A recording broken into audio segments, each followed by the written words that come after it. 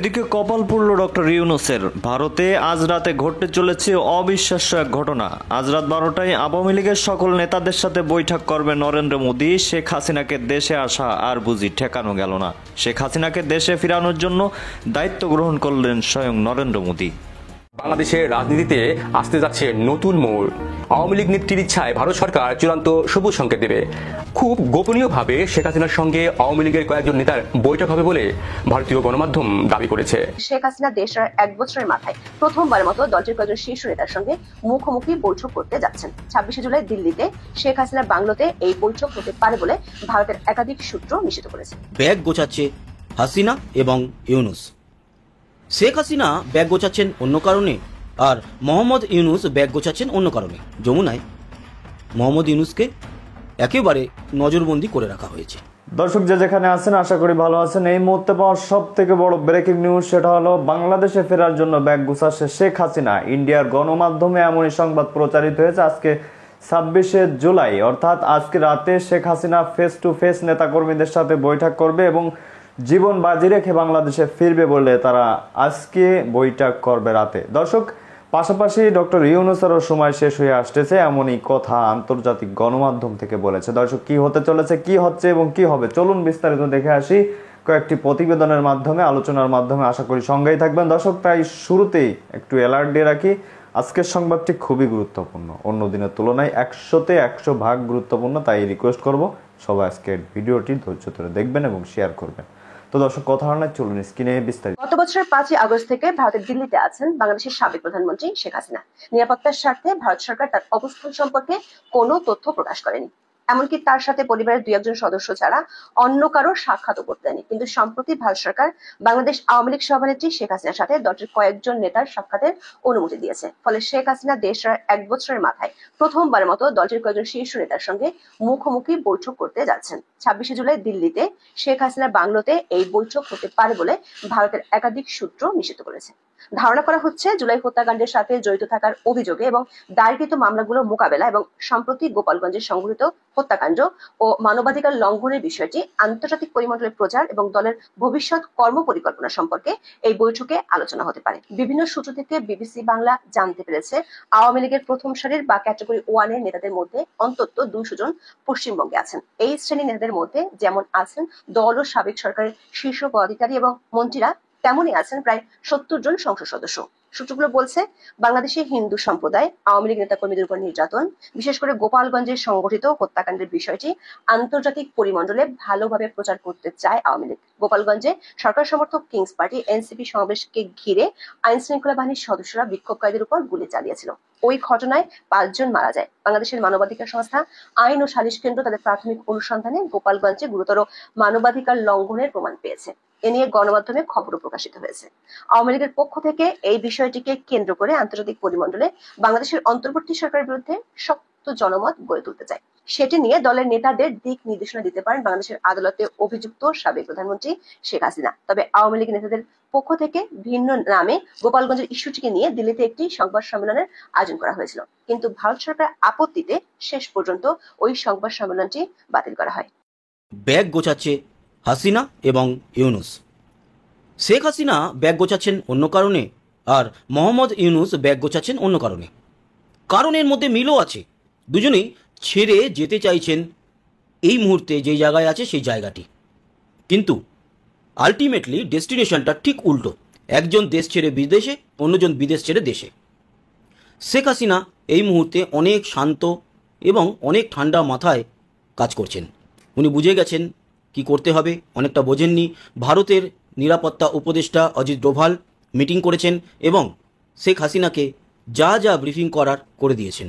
অন্যদিকে বাংলাদেশের এই মুহূর্তের পরিস্থিতি, তাতে মোহাম্মদ ইউনূস পালাতেও পারছেন না। শেখ হাসিনা যখন খুশি যেতেই পারেন। ভারতে রয়েছেন, সেখান থেকে উনি যদি মনে করেন ভারত তো আটকাবে না, তার জীবন বাঁচিয়েছে, তিনি যদি মনে করেন যে বাংলাদেশে এই মুহূর্তে যাবেন, যেতেই পারেন। কিন্তু যদি কিছু ঘটে যায় তাহলে বদনাম ভারতের উপরেও আসবে। সারা বিদেশি মিডিয়াগুলো ভারতকেই বলবে, আপনারা যখন জানতেন যে খারাপ ঘটনা ঘটতে পারে, কেন ওনাকে পাঠালেন দেশে? তাই ভারত চিন্তাভাবনা করেই পাঠাবে। কিন্তু চিন্তাভাবনা করে মোহাম্মদ ইউনূস আসেওনি আর যেতেও পারবে না। তার কারণ এই মুহূর্তে যমুনায় মোহাম্মদ ইউনুস বন্দী। ওনার যে ডালপালা সমস্ত কিছু ছেটে নেওয়া হয়েছে, আর এই মুহূর্তে বাংলাদেশ কে চালাচ্ছে জানেন? জামায়াতরা। যমুনায় মোহাম্মদ ইউনুসকে একেবারে নজরবন্দি করে রাখা হয়েছে, এটা খবর, আর অথেন্টিক খবর। অন্যদিকে আওয়ামী লীগের যে হেড অফিস ছিল ঢাকায়, সেটা কিছু মানুষ দখল করে নিয়েছে। এবার তাদের পরিচয় জানা যাচ্ছে না। তারা হতেও তো পারে আওয়ামী লীগ, তারাই এবার আস্তে আস্তে করে অফিস খোলা শুরু করছে, কারণ তারা তো বলছে না না আমরা দখল করছি। আরও অনেক ব্যাপার রয়েছে, খবর নেবেন। ঘটনা সত্যি। একটা সংগঠনের নাম বলি, দেখুন এই সংগঠনটা সম্পর্কে আপনার কোনো ধারণা আছে কিনা। সংগঠনের নাম হলো আন্তর্জাতিক ফ্যাসিজম ও গণহত্যা গবেষণা ইনস্টিটিউট। ইনস্টিটিউট কিন্তু কখনো এই ধরনের সংগঠনের নাম শুনেছেন? এই ধরনের ইনস্টিটিউশনের নাম শুনেছেন? আমি আজকে যে ঘটনা নিয়ে আলোচনা করব, এই ঘটনার উদ্ভব হওয়ার আগ পর্যন্ত আমিও কখনো শুনিনি, এবং এই আলোচনাটা করার আগে আমি ওই সংগঠন সম্পর্কে খোঁজখবর নেওয়ার চেষ্টা করলাম। কোথাও কেউ এই সংগঠনের অস্তিত্ব সম্পর্কে কোনো ধারণা দিতে পারলো না। এই সংগঠনের মূল লোককে, এই সংগঠনের সভাপতিকে অথবা চেয়ারম্যানকে অথবা তার সঙ্গে অন্য কোন কোন ব্যক্তি জড়িত আছেন কেউ জানে না। কিন্তু তাহলে এই সংগঠনের আলোচনা করবো কেন? করবো এই কারণে এই সংগঠনটি প্রায় 100 কোটি টাকা মূল্যের একটা প্রপার্টি জবরদখল করতে যাচ্ছে। কিভাবে? আসেন ঘটনাটা বলি। বুধবার দিন একদম বঙ্গবন্ধু এভিনিউ, গুলিস্তানের আওয়ামী লীগের যে বঙ্গবন্ধু এভিনিউ কেন্দ্রীয় কার্যালয়, যেটাকে আমরা 23 বঙ্গবন্ধু এভিনিউ নামে সবাই চিনতাম, এই ভবনটাকে পরিষ্কার পরিচ্ছন্ন করা হচ্ছে। কিছু লোক ভবনটাকে অলরেডি তারা 2 তলা পর্যন্ত পরিষ্কার করে ফেলেছে, 3 তলা পরিষ্কার পরিচ্ছন্ন। বুধবার বৃহস্পতিবার বিভিন্ন পত্রপত্রিকা রিপোর্টার গিয়েছেন এখানে খোঁজখবর নেওয়ার জন্য, কারা করছেন, কিন্তু তারা কোনো সন্ধান করতে পারেনি। এই আন্তর্জাতিক ফ্যাসিজম ও গণহত্যা গবেষণা ইনস্টিটিউট এই নামে একটা ব্যানার তারা ভবনের সামনে টাঙিয়ে দিয়েছেন। তারা এই কাজটা করছেন বলে বোঝা গেল। ভবনের সামনে কয়েকজন লোক প্লাস্টিকের চেয়ার নিয়ে 10-12 জন লোক বসেছিলেন। তারপরে তারা হলো মাতবর, তাদেরকে কেউ বাধা দিতে না আসে, এই জন্য 10-12 জন তাদেরকে ঠেকা পেয়ে বলবে। আর ভেতরে অন্য 20 জন লোক পরিষ্কার পরিচ্ছন্নতার কাজ করছেন। পরিষ্কার পরিচ্ছন্নতার কাজ করা ঠিক আছে, এটা নিয়ে আমার কোনো আপত্তি নেই। পরিষ্কার পরিচ্ছন্ন যদি মলমূত্র থাকে, যদি আশেপাশে লোকের সমস্যা হয়, সেটা করতে পারে, কিন্তু সেটা করে দায়িত্বটা কার? এটা দায়িত্বটা কার? দায়িত্ব হলো ভবনের যিনি মালিক উনি করবেন।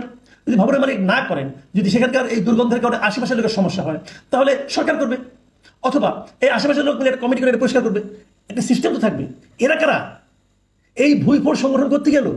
এই সব ওদেরকে সামনে যে 10-12 জন ছিল, ওদেরকে জিজ্ঞাসা করা হয়েছিল যে ভাই আপনারা কারা, আপনাদের সংগঠনের নেতা কারা? তারা তাও বলতে পারেনি।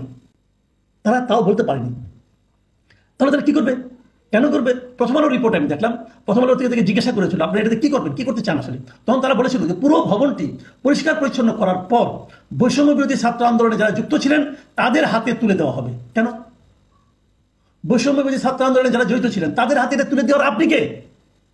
আপনি কি এটা ওনার? এটা আপনি কিনেছেন? এটা একটা প্রপার্টি, একটা সম্পত্তি। এটা কেউ না কেউ মালিক আছে, এর একটা দলিল আছে, এই দলিলটা কারো না কারোর কাছে বিলং করে।